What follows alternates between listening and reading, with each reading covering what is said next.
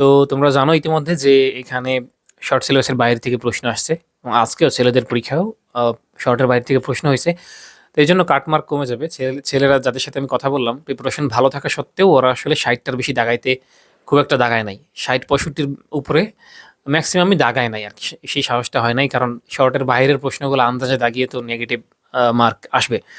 সেজন্য আর কি ৬০-৬৫টা দাগাইছে। আমি বলব যে এটা খুব ভালো সিদ্ধান্ত হইছে ছেলেদের যারা এরকম করছে। কারণ অতিরিক্ত দাগানোর দরকার নাই। যদি সেই প্রশ্নে একদমই না পারি, তাহলে দাগিয়ে তো লাভ নেই। যেমন আ গতকালকে আম আমি ২-১ জন মেয়ের সাথে কথা বলছি, আমাদের স্টুডেন্ট মেয়ে শিক্ষার্থী যারা। তো ওদের প্রিপারেশন অনেক ভালো। সেটা জেনে আমি তাদেরকে জিজ্ঞাসা করলাম, "তুমি কয়টা দাগাইছো?"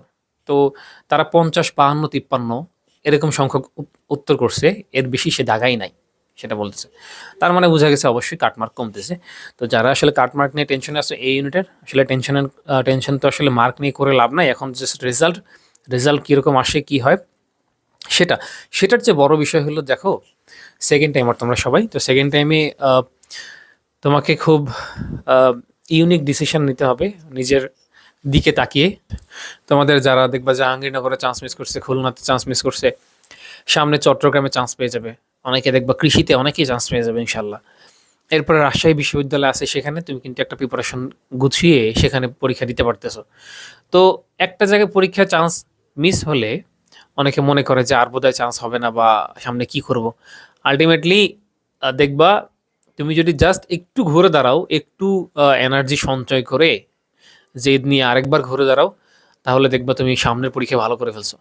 কারণ সব এক্সামে সবার সেরা আউটপুট আসে না। এটা সবসময় মনে রাখবা যে সব এক্সামে সেরা আউটপুট নাও আসতে পারে। কোনো একটা এক্সামে নিজের সেরা আউটপুটটা নাও আসতে পারে। এই জন্য নেক্সট এক্সামে তুমি তোমার সেরাটা দেওয়ার চেষ্টা করবা, ল্যাকিংস যেন না থাকে। কারণ একটা এক্সামে যখন চান্স মিস হয়ে যায়, ওই এক্সাম নিয়ে ভাবার আর দরকার নাই। যেটা হাতে আছে, রিয়েলিটি নিয়ে তুমি চিন্তা করো যে তুমি সেকেন্ড টাইমার, তোমার এখন সামনে আরেকটা গুরুত্বপূর্ণ পরীক্ষা, একটা গুরুত্বপূর্ণ পরীক্ষা শেষ, আরেকটা গুরুত্বপূর্ণ পরীক্ষা আসতেছে, ওইটাকেও গুরুত্ব দিতে হবে।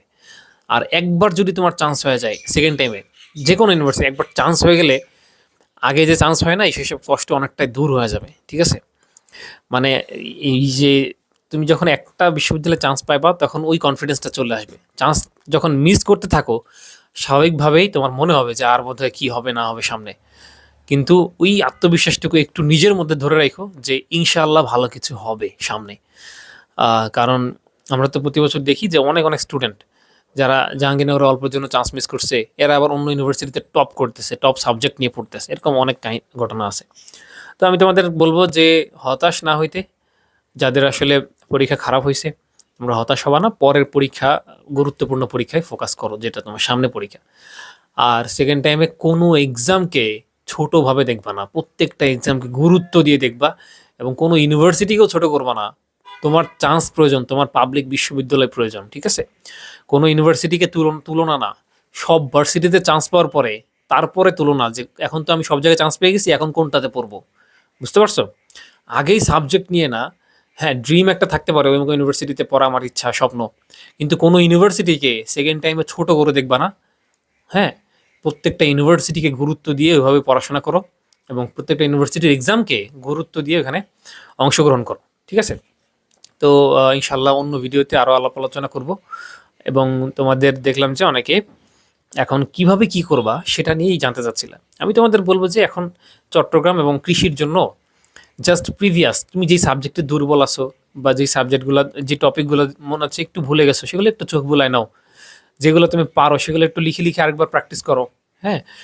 কৃষির জন্য লাস্ট ৪-৫ বছরের কৃষিগুচ্ছের প্রশ্ন প্যাটার্নটা দেখো। এরপরে চট্টগ্রাম বিশ্ববিদ্যালয়ের লাস্ট ১০ বছরের ১৫০টা ইংরেজি প্রশ্ন তুমি সলভ করো, ব্যাখ্যা সহ দেখো। কারণ ইংরেজির মার্ক চট্টগ্রাম বিশ্ববিদ্যালয় এবার পজিশন হেরফের করে দিবে। ঠিক আছে? ইংরেজিতে ভালো না করার কারণে অনেকে চান্স পাবে না। যেহেতু এবার ২৫ মার্ক ইংরেজি চবি এই ইউনিটে। তো এই ইংরেজি প্রশ্নগুলো, বিগত প্রশ্ন দেখবা যে এগুলা থেকে চলে আসবে। এরপরে অনুশীলনীর এমসিকিউ, ফিজিক্স, কেমিস্ট্রি রিভিশন দাও। বিগত প্রশ্ন একটু দেখো। এখন আসলে চোখ বুলাইতে হবে বেশি। আর টুকটাক খাতায় লিখার প্র্যাকটিসটাও জারি রাখো। কারণ ১ ঘন্টায় ১০০টা এমসিকিউ কৃষিতে দাগাইতে হয়। সেখানে আবার ম্যাথ আছে, ফিজিক্স আছে। তো অনেক প্র্যাকটিস লাগবে। হ্যাঁ? তো আগামী ২-৩ দিন একটু প্র্যাকটিস করো। প্র্যাকটিসটা ধরে রাখো। ভিডিওটা এই পর্যন্ত থাকুক। ইনশাআল্লাহ অন্য ভিডিওতে আলোচনা হবে। আল্লাহ হাফেজ।